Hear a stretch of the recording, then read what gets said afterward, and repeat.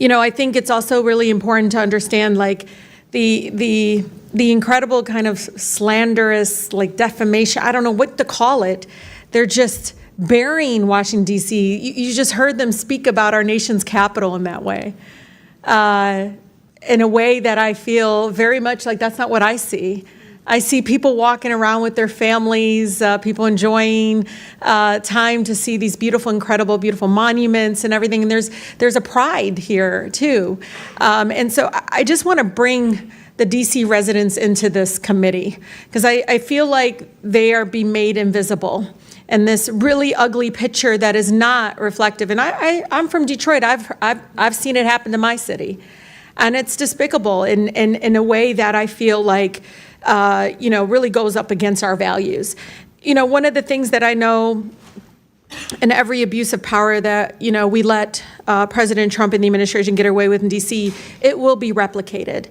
It will be expanded across the country, and it is going to tear apart our communities. Mr. Jackson, I talked to you about a little bit about this, but I think it's important to understand that we do have a mental health crisis, that we have a housing crisis, affordability crisis. Can you police any of those away? No. You can't police away homelessness. And the way they talk about our homeless neighbors is so, no wonder there's violence increasing towards homeless neighbors. I see it already, the brutality of it. When we see housing costs go up, when we see, again, the lack or dismissiveness of the mental health crisis that we continue to grow. And it's not just this administration, and the previous administrations as well. No one has moved with the urgency that is needed. Just last week, the committee approved over a dozen bills regarding Washington, D.C. And, I'm just curious. Criminalized children. My colleague from Boston talked about this. It basically interfered with legislation already passed by the local government. Was anyone on this panel consulted? Any of you? Raise your hand if you were consulted on any of these bills. Yeah. We were not. One of the things that, AG, I've been listening to you. One of the bills actually eliminates your position completely. What effect would that have? Completely eliminating your position in regards to be able to do the job that you do to protecting all the families in Washington, D.C. We'll start with the fact that more than 70% of the residents of the District of Columbia overwhelmingly voted for having an independent elected Attorney General. That's right. And that's a recognition of the fact that when an Attorney General is directly accountable to the people, directly responsive to the people, we are much better at doing our job in terms of addressing housing affordability and conditions in slumlords, seniors and consumers who are being scammed, addressing the issues that are most important to D.C. residents because I am accountable to them. I read wage theft is an issue, workplace discrimination. There's a number of issues that need to be addressed, and they're not going to address that. They want to paint you all as this ugly, dark, all just out in the street. The way, it's just unbelievable because they all live here. I don't see it.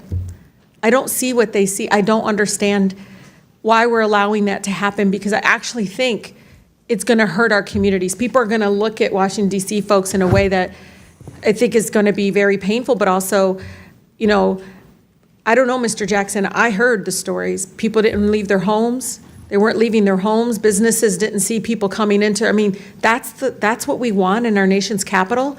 Stay in your house. Don't move. Don't go anywhere. Stay fearful.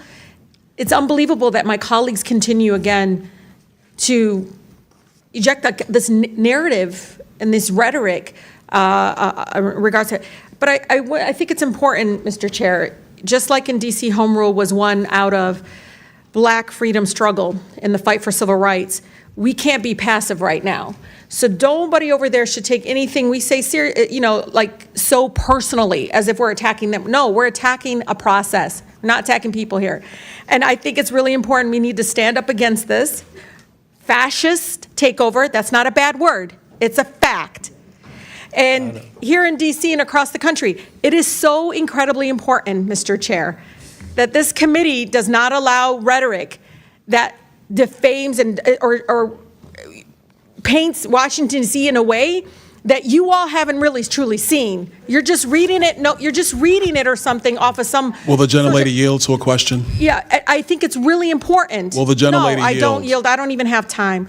I can tell you. Your time's expired. It is expired, but Mr. Chair, but you all live like here, Mr. and Tlaib. you're not telling people the beautiful parts that you do see in our Mr. nation's Tlaib. capital. And no, it's just wrong how we're No, doing it. Chairman, I think it's Wrong. insane that the But you're gentlelady gonna doesn't look have at an the argument, but she's going to Washington refer DC as a to bunch me of and some of my criminals. You yield to colleagues. Mr. Mr. Chair, Donald. We were you from the know Third this. Reich. This is You're insane. gonna look at 14, It's insane. 15-year-olds as It's a bunch of insane. criminals? It's insane. Oh, Do I look like a please. member of the Third Reich to you, Ms. Please, Tlaib? please, Is that what I look like please. to you? You're the one taking your voting Is that what card, you think? giving it Is that to what you somebody, think? committing Is that a what you crime. think? No, that's unethical. I think it's radical, and I think it's No, you insane. should And I'll be held respect everything that you accountable say. before you But to open your say mouth. something like You that should be to held myself and a lot of my accountable. colleagues is way out of line. I'm not the It's one way out of giving my line. voting It's way card out of to line. Regular go order, vote. Mr. Way out of You line. go to an event. Regular order. That's okay, but it's okay, No, right? That is not how it It's goes. okay, right? You hold yourself accountable before you talk about Hold Washington, myself D.C. accountable. Mr. Tlaib. Washington, D.C. Hold your out own of your self mouth. accountable. How Keep about it out of that? your mouth. Hold your own I'm self trying, accountable. Mr. How about that? Free D.C. and make sure you All right. vote with your own voting card. Don't be giving it to somebody Mr. else. Tlaib. Tlaib argued that the voices of the city's nearly 700,000 residents are often ignored in national debates. She cited a poll from the Washington Post showing that about 8 in 10 DC residents oppose former President Donald Trump taking control of the city's local police and deploying federal troops. Tlaib also criticized what she called a distorted narrative about the nation's capital. According to her, the image being portrayed in political debates paints Washington as unsafe and chaotic, something she says does not reflect the reality she sees. She pointed to everyday scenes of families walking around, tourists visiting monuments, and residents taking pride in their city. Tlaib warned that allowing federal overreach in D.C. could set a precedent for similar actions across the country. The Michigan lawmaker also shifted the discussion to deeper social issues, arguing that problems like homelessness, mental health struggles, and housing affordability cannot simply be solved through increased policing. One witness on the panel agreed, stating plainly that you can't police away homelessness. Tlaib then raised concerns about several bills recently approved by the committee that affect the district. She asked the panel whether any of them were consulted before the legislation was drafted. None said they were. She also warned that one of the proposals could eliminate the position of the district's elected attorney general, a role voters strongly supported. But the hearing quickly became heated. When Tlaib referred to what she described as a fascist takeover, some Republican lawmakers pushed back sharply, arguing that the language was offensive and out of line. The back and forth escalated, turning what started as a policy discussion into a tense political clash. Moments like this highlight just how deeply divided Washington remains over the future of the nation's capital. The debate isn't only about crime or policing, it's about who should ultimately control the city, local residents or the federal government. Supporters of stronger federal oversight argue it's necessary for safety and national security. Critics, like Tlaib, say it undermines democracy and the voices of D.C. residents. And judging by the heated exchanges in this hearing, this debate is far from over.